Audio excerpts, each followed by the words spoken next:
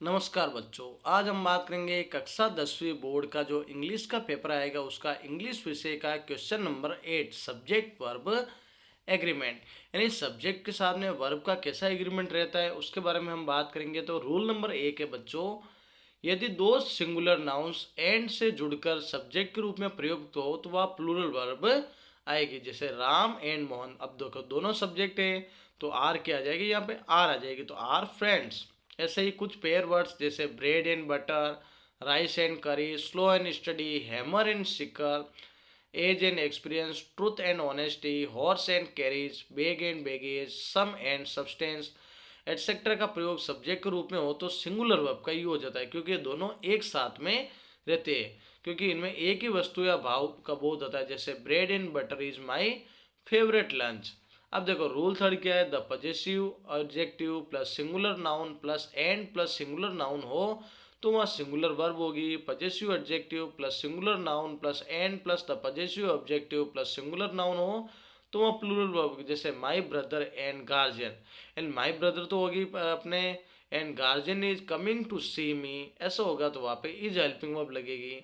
अब rule number 4 देखो बच्चों, इनडेफिनेट आर्टिकल के साथ में adjective plus and plus adjective plus common noun हो तो सिंगुलर वर्ब लगेगी, और वही इनडेफिनेट आर्टिकल के साथ adjective plus and plus indefinite article हो पर फिर plus adjective plus common noun हो तो वहाँ प्लूरल वर्ब होगी जी। जैसे अ black and white cow is grazing in the field, एक काली और वाइट काउ है ना गाय जो घास चर रही है खेत में। अब देखो पांचवा रूल से बच्चों, every each plus singular noun हो plus and plus singular noun हो तो सिंगुलर वर्ब यूज होती है, और every each plus singular noun plus and plus every each वापस आ जाए और सिंगुलर नाउन हो तो वहाँ सिंगुलर वर्ब का यूज हो जाएगा।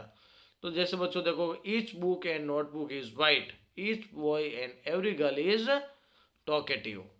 छठा रूल से बच्चों, each every either neither and plus singular noun और तो हो तो सिंगुलर वर्ब यूज होती है, और each every either neither plus of plus plural noun plus plural pronoun हो तो सिंगुलर वर्ब का यूज होता है। जैसे either teacher teaches well, neither of these two teachers teaches well. सातवां क्वेश्चन हमारा जो रूल है, ईच आइदर नाइदर का प्रयोग सेंटेंस के सब्जेक्ट के रूप में होने पर सिंगुलर वर्ब का प्रयोग किया जाता है। जैसे there are two boys in the class, कक्षा में दो छात्र हैं, नाइदर इज इंटेलिजेंट, कोई इसमें इंटेलिजेंट नहीं है। आठों के रूल से बच्चों, many a good many a great many हो तो प्लूरल वर्ब आएगी, many a good many a great many और प्लूरल नाउन आए तो भी प्लूरल वर्ब होगी। A good many a great many of a plural noun या प्रोनाउन हो तो प्लूरल वर्ब आती है। जैसे मैनी बॉयज हैव पास्ड, तो मैनी बॉय यानी बहुत सारे लड़के तो हैव आया। मैनी ऑफ द प्लेयर्स, बहुत सारे players were played. Many are present here, बहुत सारे प्रेजेंट है, तो ऐसे मैनी के साथ ए या एन सिंगुलर नाउन होता है ना तो वह सिंगुलर वर्ब भी होती है। याद रखो मैनी के साथ ए या एन के बाद सिंगुलर ही नाउन या सिंगुलर ही वर्ब का प्रयोग किया जाएगा। नवा है हमारा रूल्स, बोथ सेवरल वेरियस का प्रयोग सब्जेक्ट के रूप में हो तो इसके साथ प्लूरल वर्ब का प्रयोग होता है। जैसे both are good, a number of, a large number of, great number of, large number of plus plural noun हो तो प्लूरल वर्ब आएगी।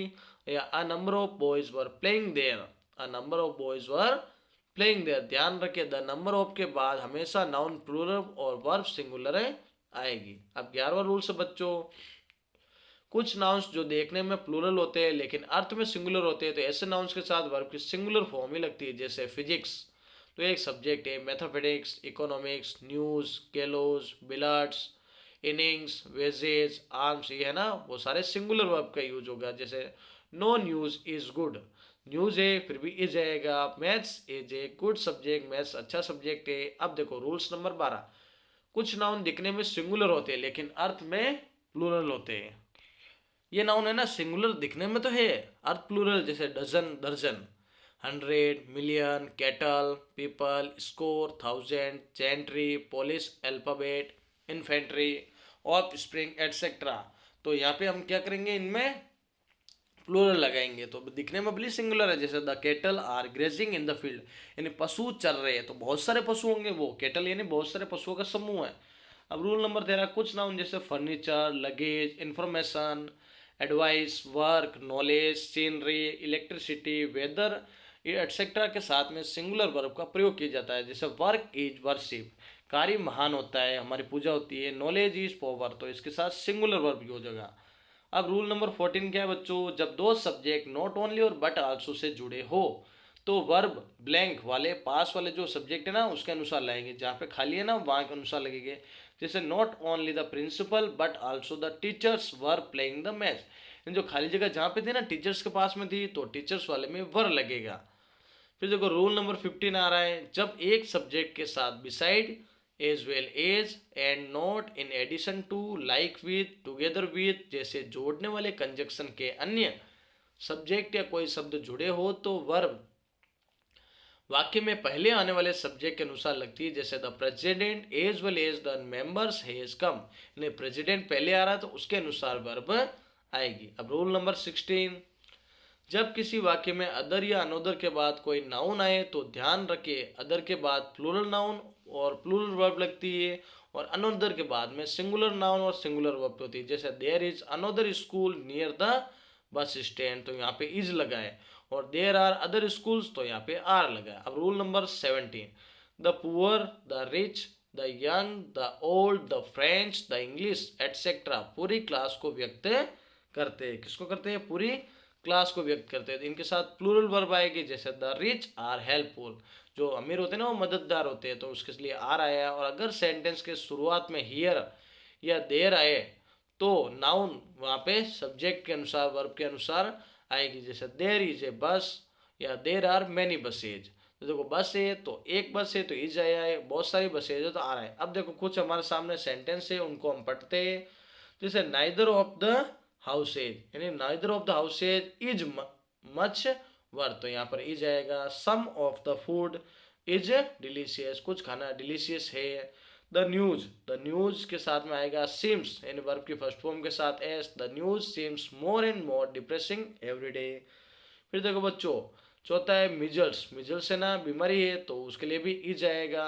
Not only teachers but also principal, तो इसके लिए क्या आएगा बच्चों, पांचों में इज का यूज होगा। प्लेइंग क्रिकेट, क्योंकि जो बाद वाला है ना सब्जेक्ट प्रिंसिपल उसके अनुसार होगा। द टीम, छठे में क्या रहा है? द टीम, अब टीम पूरी है लेकिन वो एक क्वेश्चन नहीं रहेगी, तो the team has received their letters, यानी तुम्हारे लेटर्स को टीम ने मिल गया है। द डिटेक्टिव्स, अब डिटेक्टिव बच्चों क्या है? सातवां, तो डिटेक्टिव्स बहुत सारे हुए तो उसके लिए हम क्या लगाएंगे? Are, the detectives are investigating the case. आठवां है नन ऑफ दीज फ्लावर्स, तो नन ऑफ दीज फ्लावर्स है ना बच्चों ये आठवां, इसके लिए हम क्या लगाएंगे? देखो कोई नहीं, तो हम यहाँ पर वर्ब की फर्स्ट फॉर्म के साथ एस यानी grows well inside the house. Neither of the printers, neither of the printers के साथ में क्या लगेगा बच्चों? तो ये एक प्लूरल हो रहा है तो उसके लिए वर्क आ जाएगा प्रॉपरली। ब्रेड एंड एग, अब दोनों साथ में है बच्चों, ब्रेड एंड एग दोनों क्या है बच्चों? साथ में है, तो इसलिए यहाँ पर इज लगेगा। ऐसे ही बच्चों बहुत सारे हमारे सामने एक सेंटेंस है, तो मैं धीरे धीरे इस पीडीएफ को आगे बढ़ा रहा हूँ, आप इन सेंटेंस को धीरे धीरे से आप लिख सकते हो और लिखने के बाद में इनको प्रैक्टिस करना। साथ ही इस पीडीएफ में आपको इस जो पीडीएफ है ना बच्चों, इस हमारे सब्जेक्ट पर एग्रीमेंट उसके अनुसार आपको उसका आंसर भी आपको उपलब्ध करवा। तो बच्चों यहाँ बहुत सारे सेंटेंस आपको दिए हुए 46, 47, 48, 49 और 50, और इन क्वेश्चंस के आंसर आपको भी इस पीडीएफ में जो वीडियो में आपको उपलब्ध हो जाएंगे। तो बच्चों इन वीडियो के साथ में बने रहिए, चैनल को सब्सक्राइब करिए, वीडियो को ज़्यादा से ज़्यादा शेयर करें।